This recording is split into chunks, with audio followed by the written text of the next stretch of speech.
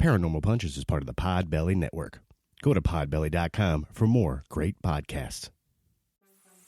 Hey y'all, this is Frank the Bigfoot, and you're listening to the Paranormal Punchers.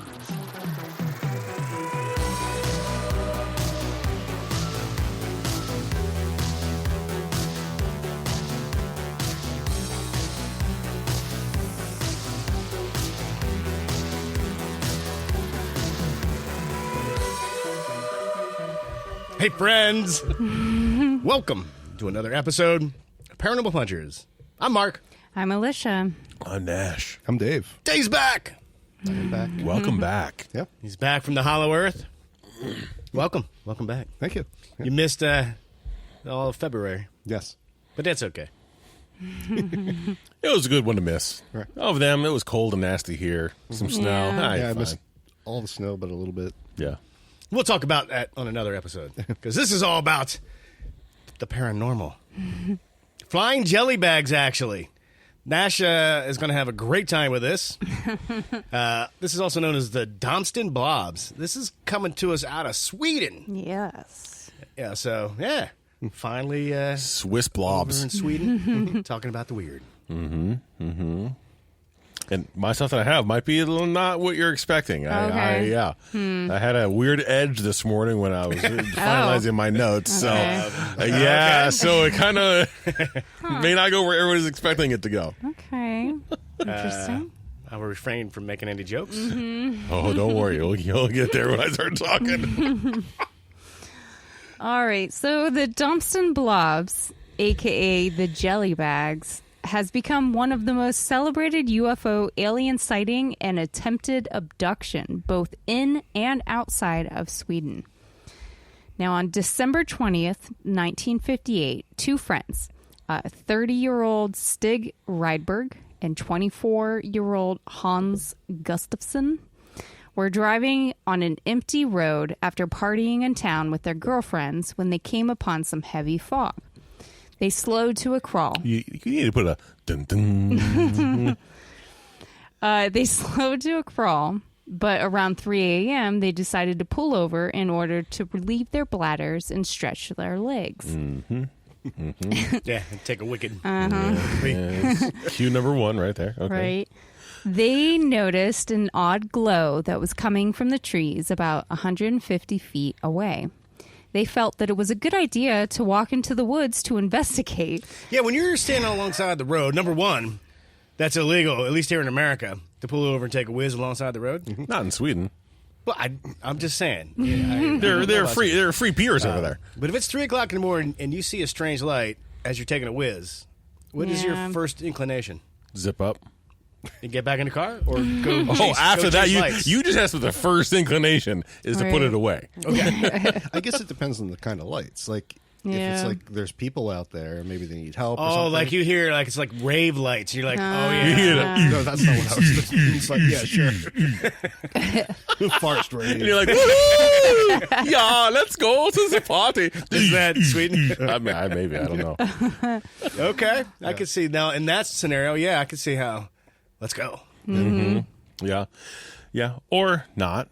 Because it was at 3 o'clock in the morning. It was 3 o'clock in the morning. It was super foggy, so they were having trouble just driving. Obviously, I don't know. I can make a comment about why it was super foggy. Since it just said they were partying. They were partying, yeah. Till 3 a.m. And then when they looked around, all they saw was fog from inside the vehicle. It was really weird. But there was no precipitation or anything weather. It was a sunny day. So, Night. That's right. as they approached the light, they became aware of a wide, radiant discoid or saucer object.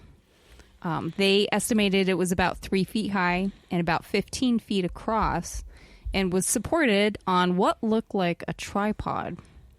It was self-illuminating, yet it wasn't blinding. And in the center of the light, there was a darker core. Yeah, and Gustafsson Yeah. said, we saw a strange disc. It was resting on legs about 2 feet long. It seemed to be made of a peculiar shimmering light that changed colors.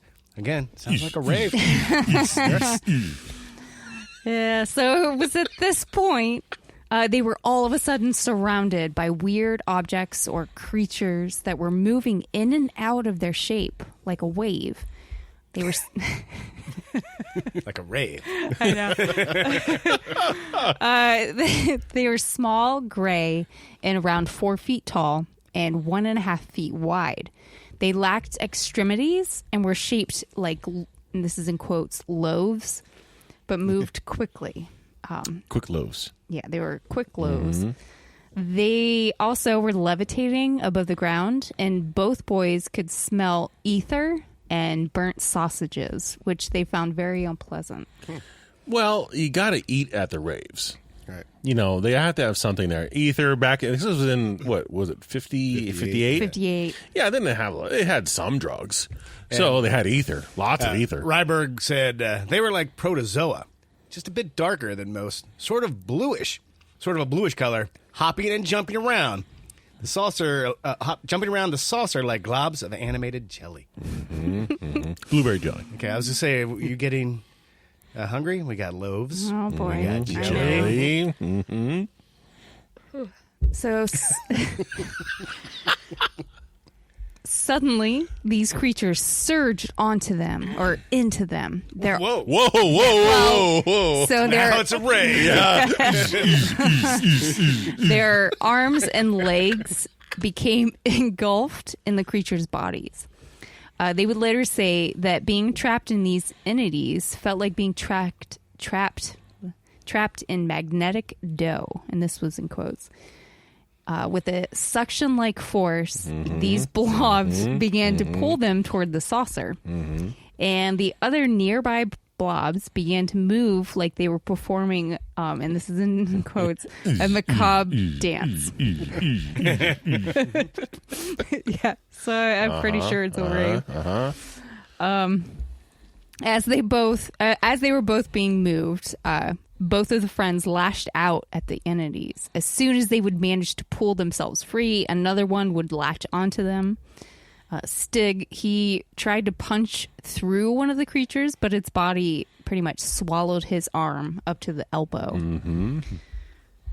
Now, I saw that in Terminator. Right? It sounds kind of like that. yeah. Terminator 2. Electric Boogaloo. Dun, dun, dun, dun, dun. Now he's quoted as saying, "It almost seemed as if the creatures could read my mind." Well, I went back over that little bit because they were like, because I read that and I was like, hold on, you punched, it kind of swallowed you up, but then it Yeah. said, so there was a little bit that I kind of glossed over, and it was like they were like dodging and reading the attacks because they were quick, they were like little ninja blobs. Right. He said they parried every Yeah, move that was before right. I made it. Yeah. Their strength was not so great as the technique which they wielded it. So they were like Bruce Lee and They're like, what? yeah. But they must have been doing it. I think it was more like yeah, and what if they did on the way here to Earth watch some some Bruce Lee. oh, well, that was way before Bruce Lee's time. But unless they're time travelers and studied the moves. Right. And then What is the Brazilian martial arts? jiu-jitsu? Jiu-jitsu. No. The dance fighting. Oh, capoeira. Capoeira. That's what they were doing because it was a rave. So they must have been doing their capoeira because they were dancing and parrying and swinging around and doing stuff. And with the music in the background, you know, they were like, yeah, they were feeling it. They were dance fighting. Dance fighting. Isn't that Footloose? No, it's not Footloose. They had dancing in Footloose, when I dance fighting. What That movie must was be that? that is definitely a movie. There, With I a agree. dance Now, fighting. I got to look it up. Oh, it was Michael Jackson's Bad, I think. Anyway, back to the blobs. Guardians of the Galaxy had a dance off. Yes. Yeah. Yep. Now, Stig eventually managed to break free and made a mad dash to the car. Right, I want to talk about this. As soon as the one dude got free, he left. Yeah. He ran away. While his buddy watched in horror as his friend left him. Yep. Now, what would you do in this situation? Would you stay and help untangle Dave, or would you leave Dave, Nash? So if it was Dave and I were trying to relieve each other at 3:00 in the morning in the woods, Not each other. you know, it's not specified in the article. It says they're trying to relieve themselves. Yeah. And we end up at a dark rave in the wilderness at 3 a.m. Right. And you're getting your fist dug in there, jammed in stuff, and it's not coming back out, and they're sucking you over to their space, whatever. And you're like, help me, get out, help me. Dave, is that how you would yell for help? No. Okay. Well, I think anytime somebody does that and yells out for help, it's always like an old-timey prospector when they do that. Help me. Like that, I would go help you. What cartoons do you I watch? would. Oh, there's way too many. Way too many. Yeah. So the answer is yes, you would leave Dave. Yeah. No, I go get him. Oh, okay. I help him out. Because if you left, I assume you're going to call down some Viking curse upon Nash. So you'll get revenge. Or get my denizens from the Hollow Earth to come up. There you go. Well, it depends on how many amorphous blobs are sucking you off in the process. I mean, if they're like a gang of them and they're on you, just really banging it to you, then I'm gonna try to get you out of there. Right. But if it's just a one-on-one kind of a thing, just take the blob and throw it in the back of the truck.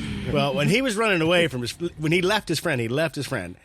Just so you know, if a blob's got you, I'm fighting for you. Oh, thank you. Correct answer. You never leave a bro down. But this guy, was just running away, he looked over his shoulder and saw his friend holding on to this signpost, like a no camping sign or something, for dear life, where these things are trying to pull him into the saucer. Yeah. Yet he still kept running. Yeah. Yeah, so Stig knew there was nothing that he could do for his friend. Right, it's kind of like in the zombie apocalypse. As long as I can run faster than you. Yeah. Yeah, you don't have to be fast. You should be faster than the other guy. Yeah. So I feel like there's a pretty quick judgment call. Like, I don't know, there's nothing I can do for him. I'm out. Right. right.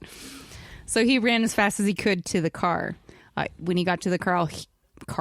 When he got to Got Carl, to the where car. did Carl show up? Mention one thing about zombies. I Bringing know. up Carl from The Walking Dead. Huh? He hurled the car door open and slammed his fist into the horn, desperately hoping that someone would hear it, even though it was the middle of the night. Amazingly enough. In the woods in Sweden at 3 a.m. Yeah, exactly. Lots In of the people. fog. Yeah, in the fog. Amazingly enough, the sound of the car horn had an intense effect on these Oh, creatures. my gosh. Immediately. Not that they have ears. Well, maybe you could don't see know. them. Yeah, maybe they had holes. I bet they Holes for do. theirs. I bet they do. Don't feed the bear. I know. Sorry.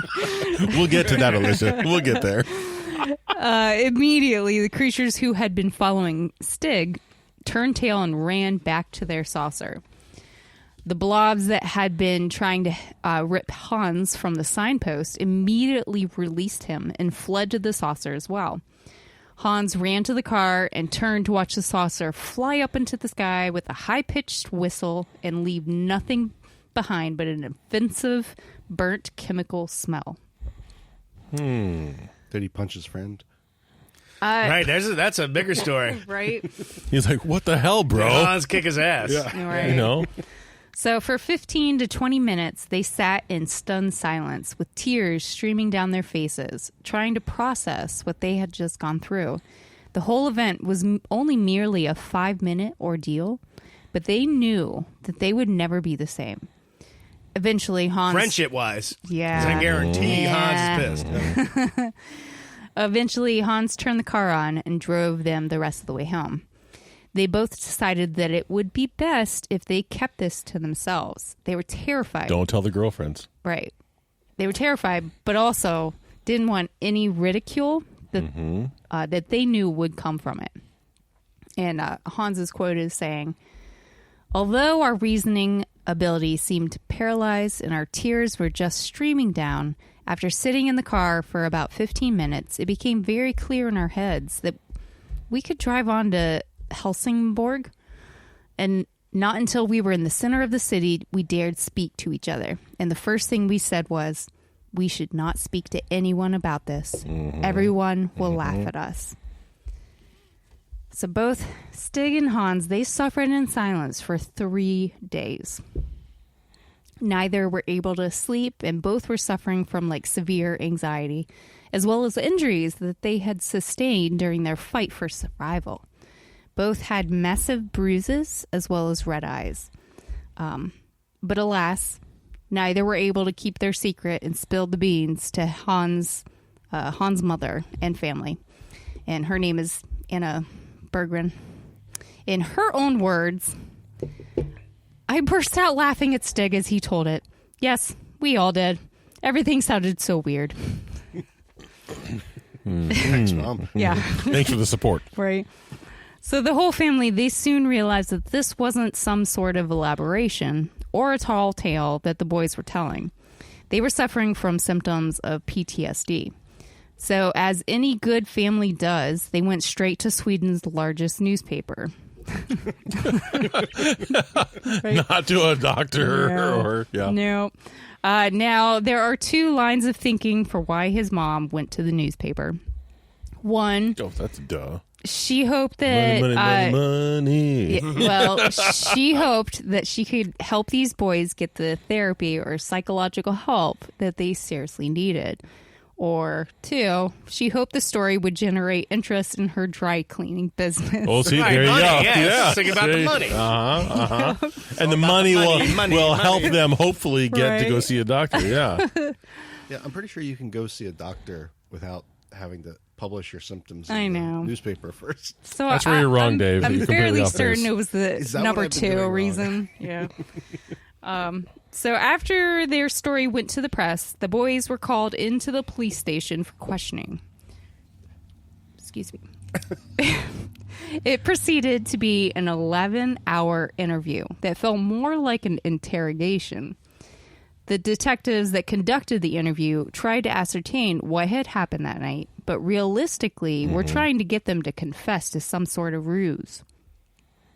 One of the detectives would later say, actually, we did not leave anything without asking pertaining to their encounter, but we couldn't find anything that is considered a hoax. So I think there was like a, because it's Swedish, there was a error with Translation. yeah.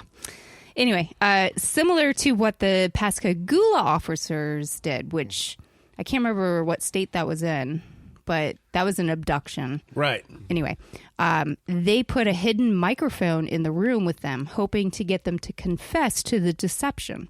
But when not being observed, they stuck to their story. They also submitted to multiple medical and psychiatric tests and were found to be healthy, sound men who had gone through a traumatic event. Now, of course, the Swedish military, they said this was a hoax. Sure. So was the government correct? Was it just an elaborate hoax where the boys wanted attention, seeing as how there have never been any other sightings of these Right. blobs? Or did they experience something from an extraterrestrial or multi-dimensional being that they will never forget? Quick note: Pascagoula, Mississippi. Pascagoula, Mississippi. And actually, on August 25th of that same year, just a couple months prior, I looked up the Swedish UFO records to see what kind of things happened just before or just after. And August 25th, well, the one for December 20th, they label that as flying discs observed, psychological effects were noted, telepathic phenomenon were said to occur. Well, that sounds about correct with what the story is. August 25th, just before, discs observed, gravity and psychological effects. One disc observed matching the report given by one male.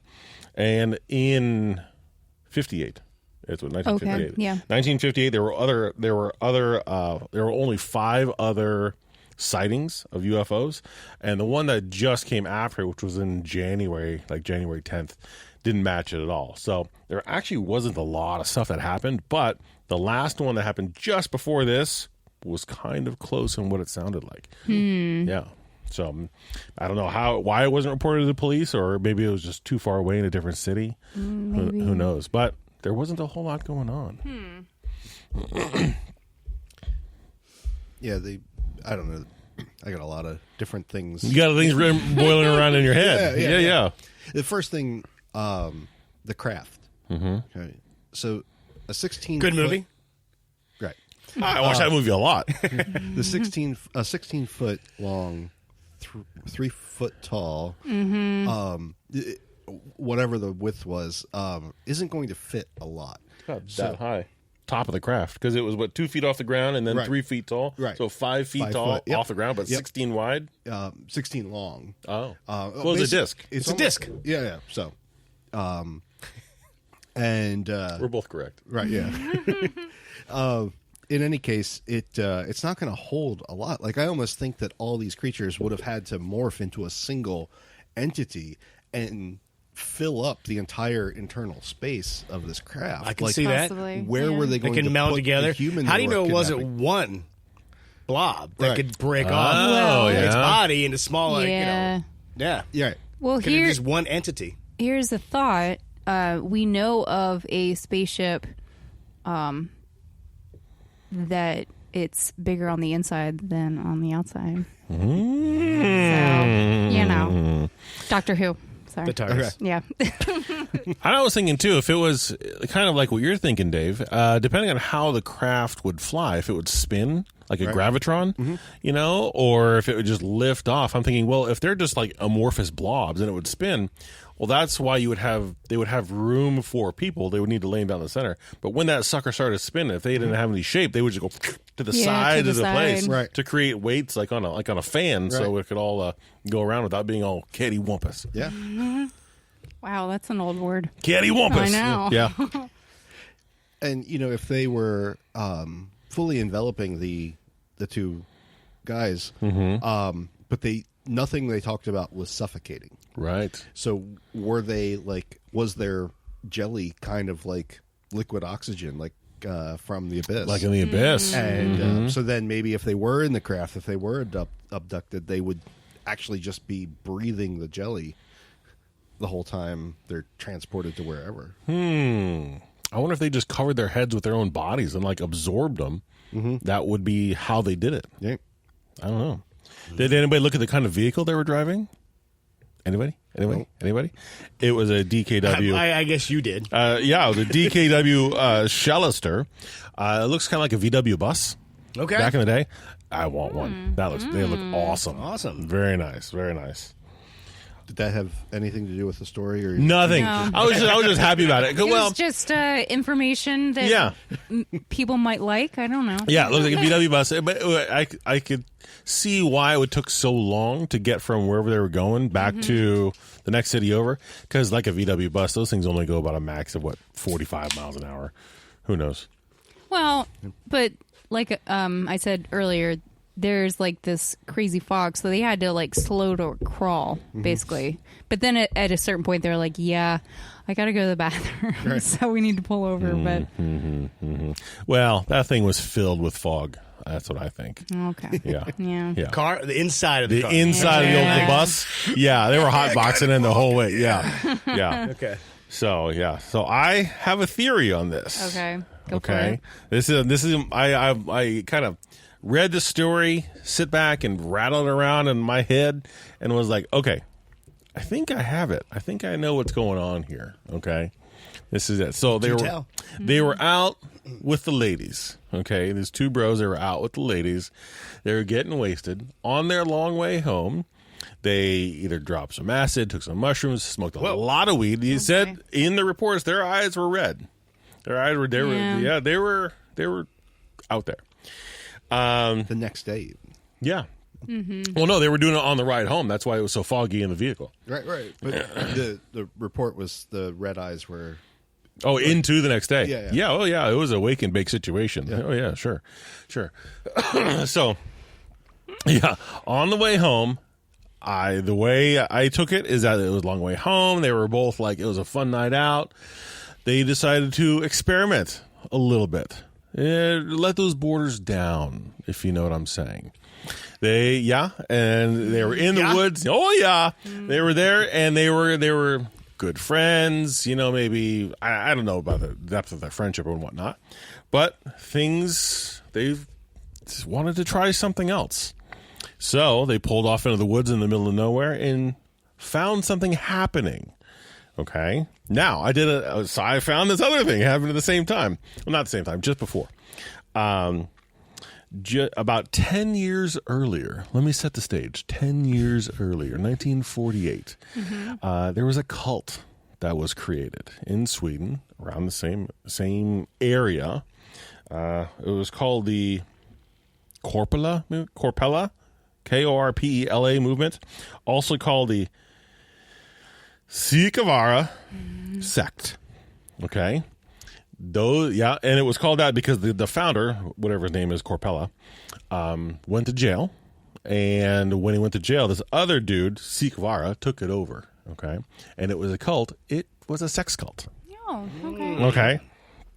So it was dwindling down over the years. People were getting arrested, and the cult was heavily involved into heavy drinking, drugs, and I'm gonna quote, unconventional sexual activities and rituals. Okay. Yeah. So what I'm thinking is they stumbled across this, guys. Okay, out in the woods, because it had been dwindling down. There was still cult people out doing this out there, but they had to be really, really careful. So I'm thinking on their way home, they were getting just smashed. They were getting out, they were either peeing or doing whatever, and they ran into this sex cult. And they're like, oh my God, and they were trying to pull him in, and they were fighting with him in the whole 9 yards, and got away, and that's why he left them there. He was kind of like, as they were leaving, he was like, man, that really sucks, man. I got to get out of here, dude. And saw he was holding on to the signpost, and, there was people trying to pull him in, like magnetic suction. They were trying to get him into their ship with flashing lights, loud music. There was a rave, whatever, and trying to pull them in so they could have their fun and do their thing, and got away. Finally got away after honking the horn, surprised them, got in the car, took off. Now, the shame of that, of what was happening, because they were kind of feeling this way, they, in the car, talking to themselves, they didn't say anything for 15 minutes after, and they, on the way to the police office, whatever, they're like, this is what happened, and rewrote the story. That's my theory on what it was. Is there was some kind of hanky-panky happening out in the woods, either between the two or between them two and then another two, and it got out of control. And then, yes. Right. A quick note from the podcast. Nobody fact-checked that. Right. The cold is real. I'm telling you, the cold was a real thing. I mean, that's what actually happened. We have no proof of that. Yeah. This is a theory. That's why I say it's a theory. Right. It's a theory. When you started the podcast and said that you had some out there ideas. Yeah. You typically have out there ideas. I didn't think you could top it. Yeah, that's what I said. This is not a normal thing. I came across. I was listening to the key things that happened in there, and I'm like, oh, there's something kinky happening in here. Did you get that impression when you were reading the story? No, I didn't think so. No. Dave, you? Well, see, Dave, see? the only credence that I will give to it is the traumatic event. Something traumatic happened. Whether that was what it was, it could have something happened. Either they witnessed a murder, or they witnessed something. Right. Or aliens. But it that kind of thought, not a sex cult, but that kind of something went horribly wrong, and that's But let's say you're in the woods and you try to get abducted. Would you? Wait, you try to get not abducted? not you're trying. My bad. We were out there in the middle of the woods. Hello, I'm here. That's what you're doing. Trying to get abducted, bro. Abducted. Quit messing up my game. I wore a glitter outfit just for this. You're out there. You meet up with aliens one way or another. They try to grab you, get out of there. I wouldn't think that you would just sit in the car and do nothing for a while, and then find your way slowly to the police office. It would be like, and then now they didn't go to the police offices first. They went home first. Yeah, they went home, and they were home for 3 days. So you're saying they spent time figuring it out. The story. Correct. Yeah, I'm making sure. Because if I think if any of us were attempted to be abducted, you wouldn't go home and sit and think about it for a little while. You'd be like, screw this, I'm going to get some cops. Well, so from what I understood, they both were actually really terrified because they didn't really understand like what had happened to them. But then they also were thinking on this other side of this as far as who's going to believe us? They're going to think we're crazy. They're going to laugh at us. So laugh at you. yeah, And it was a different time. It was a different time now. right. But I would think that the first thing you would do would be to go get help. Or well, But there was nothing. If they all flew off at the sound of the horn, Yeah. there was nothing like. What are you going to do? Bring the police back to a place that had no Right. markings? well, or just Yeah. go report your. I mean, I think that whatever the steps that they did after the fact would have happened much faster if it was an attempted abduction. Right.